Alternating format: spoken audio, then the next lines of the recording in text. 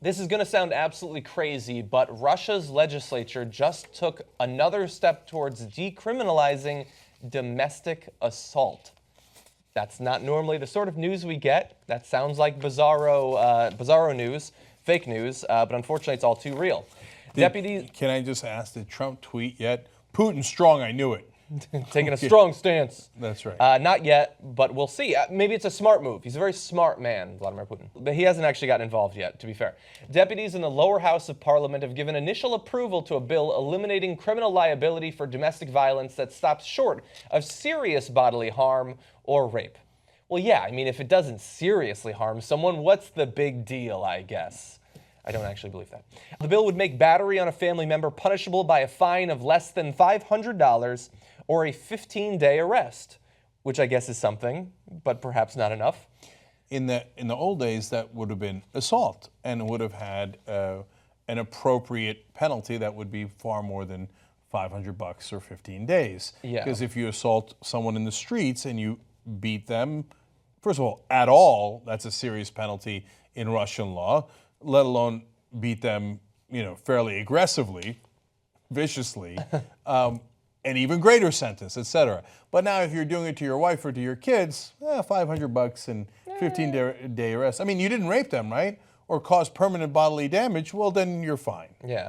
Yeah, and look, as I was reading multiple different articles, because it seems crazy, and so I assumed, these are translations from Russian, maybe people are like trying to put the worst possible spin on it, and they're not really doing what it seems like they're doing. And all of the articles were peppered with Russian expressions, like sort of folk expressions, like, if he hits you, you know he loves you, things like that. And I don't normally really buy those because, there's millions of old expressions, and who knows what that actually represents. But we have a survey we're going to get to in 1 second. It's very interesting. First, though, to give an idea of how big of a problem domestic abuse and assaults are in Russia currently, back in 2013, more than 9,000 women were reported to have been killed in incidents of domestic violence. That's in just 1 year. That's in 1 year. That's amazing. And that's not, we're hit, we're severely injured. That was killed from the domestic violence that is now being tolerated and to some extent decriminalized. So I'm just going to jump in there for one more second, John, because look, this law still says you can't kill your wife or your husband, right? Okay, thank you. Yes, we appreciate that. So you say, well, that doesn't apply to the 9,000 who were killed. No, it does, because that's how it starts. It starts with beatings, and the beatings get worse, and then one day they die.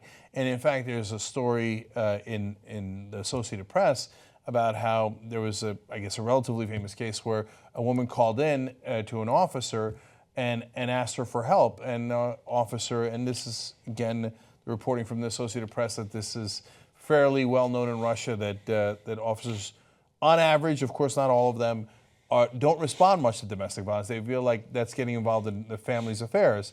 So he said, well, call me if he's about to kill you. Well, she couldn't because he was about to kill her, and he did. Yeah. And so then they finally investigated, but it was too late. She was already dead. Yeah, and look, if this seems crazy, we had this not too long ago in America. There's still too many people who have like barbaric Neanderthal views on domestic abuse today. But a few decades ago, it was considered a private thing. Like, the police didn't generally get involved. They thought, yeah, you discipline your wife. They make jokes about it in TV shows and movies. Still too much, but especially back in the day. And so it looks like they're taking a little bit longer to catch up and at the same time moving in the wrong direction.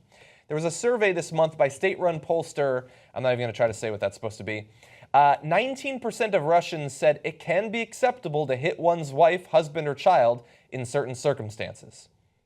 Now, again, I don't want to open this can of worms because I know people have very strong opinions about it, but when we talk about people hitting their kids here in America, or whatever term they use for hitting their kids, a lot of people, depending on your region, think totally fine. In fact, it's a good thing. It's immoral not to physically discipline your kids. And so is it really that surprising to see that people in other parts of the world say, yeah, your wife is basically a kid, so you discipline her too, physically?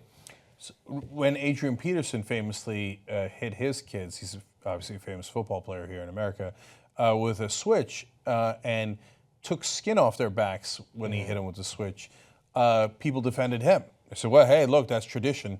My parents did that to me, and look at how I turned out. Well, you turned out to be an abuser, a child abuser. Yeah. So that probably doesn't seem like a good argument. It's not the best of arguments. And look, there's wonderful traditions, there's terrible traditions. That saying attributed to the Russians of, if he hits you, then he loves you. That's a bad tradition. Let's get rid of that saying and that tradition. Let's move on from that one. Unfortunately, in this case, they're moving in the opposite direction. Yeah. And there's a reason for that, because they want to get conservative votes. And they think that voters who want to be able to hit their kids or their wives are going to support Putin more and his party more if they go in this direction. Now, Putin has not signed this yet. It hasn't gotten to him yet. Yes. It still has to go. It has to finalize what's happening in the lower house, eventually move to the upper house, and then it can proceed to the sort of the equivalent that we have in America.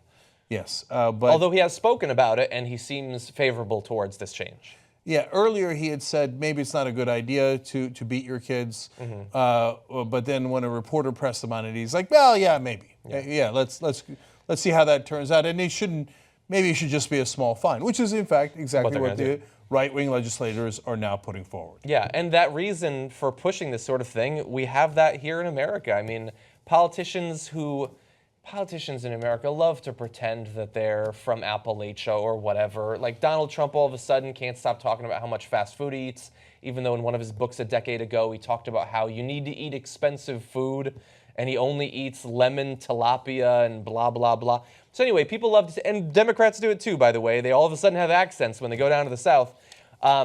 Being favorable towards corporal punishment is another thing that they pick up. And I know you're going to say that, look at this lib who doesn't get why we need to hit our kids or whatever. Like I was physically disciplined when I was growing up. I get the basic idea. But anyway, one of the bill co-authors defended it, saying, battery doesn't even involve grave bodily harm. We're only talking about bruises, scratches, which is bad too, of course. Sort of correcting herself there near the end. And we have a great quote from an activist, Alona Popova. Now, she put together an online petition trying to stop this from happening, got over 180,000 signatures. And she said, I think it's part of an overall ideology. Aggression and violence are on the rise in society in general, since war is everywhere and we're surrounded by enemies. She referred to the state media narrative that portrays Russia as a besieged fortress. And what I found interesting about that is exactly the narrative coming out of the inauguration speech that we just listened to. That everything's falling apart, we are beset on all sides, anything goes. Right-wingers are the same everywhere, whether it's here in the U.S. and all the examples you gave, Russia, Turkey, I see the same exact things going on, and they considered very similar laws in Turkey about, is it so bad to beat your wife? And what unites them is not their religion or their ethnicity. What unites them is an ideology. Men are in charge. The past is great. Don't make progress into the future, and we don't want equality. Yeah.